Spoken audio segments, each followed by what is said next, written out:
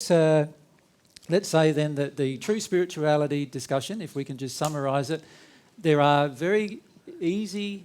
and simple characteristics that we can measure with true spirituality, and there are characteristics we can measure with pseudo-spirituality. And if you, in your investigation in your day-to-day life, just engage looking at everything that's spiritual, so-called spiritual in the world that we have around us, and try to compare with the characteristics of either, whether they compare with the characteristics of pseudo-spirituality or true spirituality, you will be left with the ability to decide what forms of investigation are the best forms of investigation to take for yourself. And you won't need anybody else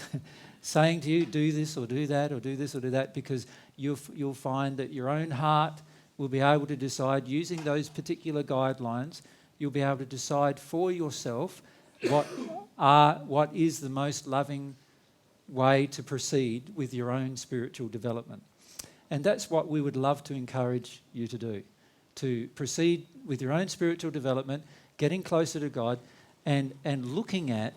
the different types of spirituality that you see around you, and just asking yourself the question, does this sort of fit into the line of what we know pseudo-spirituality to be, or does this fit into what we can see true, real spirituality to be?